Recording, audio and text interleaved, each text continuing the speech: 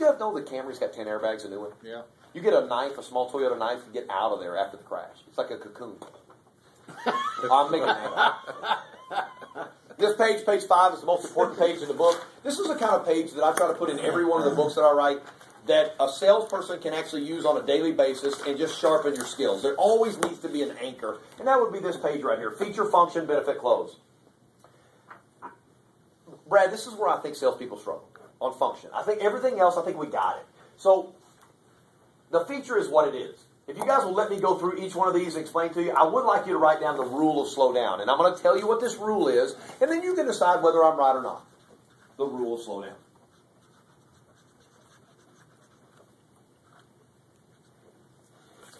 So, no pen.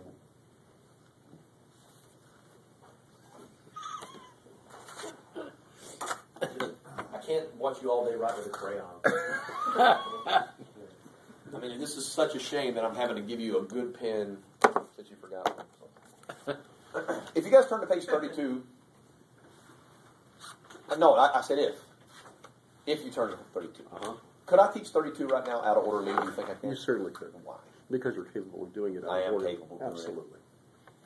Eduardo, could I do 32 out of order? Oh, sure. How about page 19? How about 44? Slow down. No.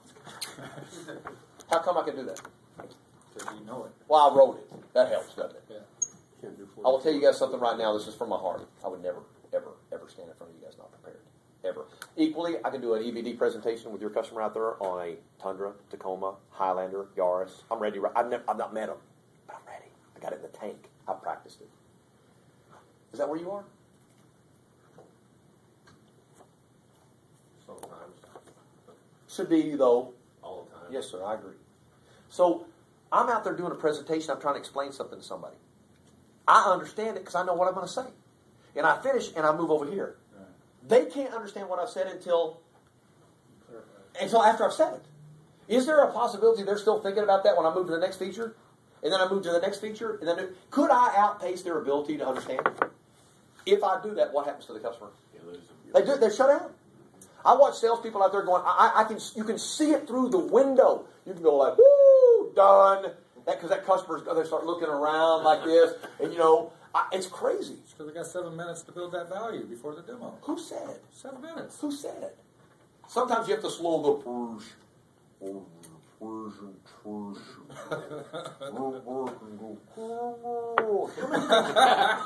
How many features does it take to sell a car? How many features does it take to sell a car? Depends on the customer. Watch this, none. I come in, I look at Nick, I said, I've been looking for that FJ right there in that mochaccino color right there with the white top. I've been trying to find one every day. Can I buy it? Hang on, JC. That's not the way we do it around here. I can slow you down for 4 or 5 hours, see if I can talk you out of it. Dude, write it off. I mean, really. Has he driven it? Yes. They didn't say here. The guy's driven it 8 different places. He wants that FJ. We got to be... Rule of slow down. Slow your pace down. Make sure they understand. Tomorrow, I'm going to do a truck presentation because Brad asked me to do this, and we're going to go out and touch the truck. I'm going to show you positional selling, how to get customers involved. Because the thing about it is, if you get them involved in your presentation where they're doing more than you, they get it. Got to have some techniques to do that. The next thing is touch it, name it. This is one way, a way, not the way, man. I hate people that say the. That means it's the only one. It's a way to slow down. I touch what I'm going to talk about, and then I name it. I touch it, and then I name it. I'll give you a little background. I'll try to tell you stories so I don't lose you and so you understand where I'm coming from. As a child, very, very, very afraid of the dark.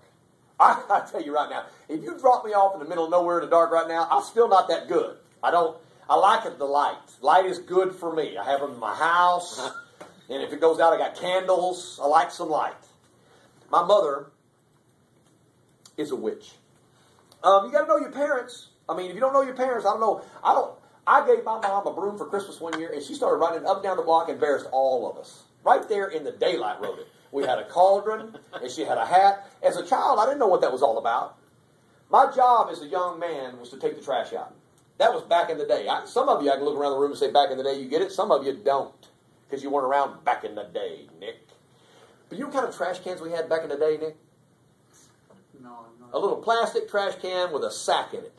We got the sack at the grocery store. See, you had to take the trash out every day because if you didn't, what happened to the sack? Yeah, it got all wet in the bottom and everything and stuff fell out of it. So my job was to come home from school and get the sack and take it out to the dumpster. I didn't do it. That's why your kids don't do anything either, because you didn't do anything. Quit yelling at them. The kids just don't do stuff. We didn't have no odor deal with the ties or the zip. We had none of that. My mom would come in, and the first thing she would do, because she was a witch, I'm trying to explain this to you, she'd open up under the sink and see that I hadn't taken the trash out. She could have looked at me and said, take the trash out. No. Because she was a witch, she knew what the darkest hour of the night was. And she called me Case. Case! Did you take the trash out today? I started saying, woman, you know I didn't. Evil. I could stand by that back door, screen door. I could hold that sack tight to my ribs. And I could be out, throw it at the dumpster, and back in before the door closed. And I still got a little bit of right. It still bothered me a little bit. See, I thought if Wolfman or Dracula or anything like that were out by my dumpster, I don't know why I thought I was so lucky that they would be in my alley, but I was scared of the dark. But if the light was on, would I have been scared, Nick? I think that's what customers are afraid of. What percentage of people that come in the store for the very first time have a little bit of fear, a little bit of anxiety? All of them. Thank you. So the first thing I need to do is make sure they don't have fear and anxiety. They don't know what's coming next. They don't know us. So if I touch it and I tell them what I'm talking about, in their mind they go, oh, we're going to do that next. And so my goal as a salesperson initially is to make somebody comfortable. No surprises. Surprises cause fear. There's a technique called touch, turn, talk. I do believe it is the greatest sales technique ever devised. Not just for car people, but everybody. So here's what you would do. You would touch, turn and find a pair of eyes, and then talk. Let me hit it again. Touch, turn, and then talk. I'm going to go right-handed. No. Everybody can't do left-handed. I know that. Touch, turn, and talk. Using your eyes. Look. Nick. Brother, you got some green damn eyes, brother. I mean, I know it was your parents that caused that, not you. You didn't get to choose. But, I mean, you got good-looking eyes. You don't mind me saying that, do you? No. I was looking in your eyes a second ago. As you start moving around like that, because I said that. And I looked real deep in your eyes. You know what I saw? I saw you sold. About to grab a handful of it. You ready for the ride? Isn't that my job? Isn't my job to get somebody so enthralled in what I'm selling that they have to have it? And this is where you get it from. But invariably, you go watch a salesperson do a walk around. Dude, I've been doing this my whole life. And they're out there doing this. Oh, you got wheels over here, right here, 2 wheels. There's 2 wheels on the other side. There's some doors on both. I'm going like, I don't know that position was great for Lee. Because he was dead center right there on that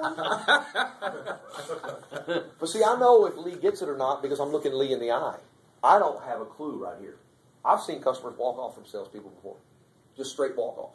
And the salesperson goes, oh, you like that one? Dude, that's sad. Just go home. I mean, really, just get your keys, just rock out. Where'd he go? Say, y'all weren't paying attention to him anyway. He left. Let me relate this back. I think the power of a salesperson is their eyes.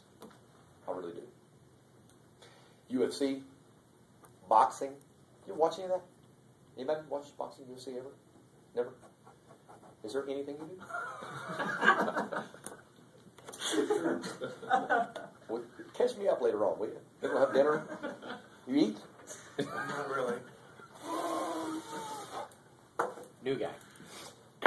He ain't that new. I'm looking at him. All right. What do they call that deal where they bring the combatants together? I'm not asking. Before the fight, what do they call that? They call it something when they bring them together and the referee talks. The rules, but they call it the Meet and greet. yeah. Yeah, there you go. Face Face off. off. That's it. I couldn't cut that second word. So sometimes you know who's going to win the fight when you watch that. You see some guy go up there going, dude, he ain't winning. No, seriously. Who was the greatest boxer in the history of boxing with eyes? Tyson. You're right. Young Tyson. Now, see, people say Ali. Dude, no. Ali's all about talking you out of showing up. You go to the weigh-in, and before you go, I'm not going to go, man. That guy's stinging and butterflies. I don't even know what he's talking about. But Tyson, Torito, the baby bull, Cus D'Amato's boy, young Tyson, man, he'd walk in the ring and start coming all up on somebody. They go like, I don't know why I'm a boxer. This was a bad decision. And he would demoralize people. I mean, he didn't have to hit you to knock you out. It's crazy. Am I right? Oh, I was a Tyson fan. I will tell you something right now.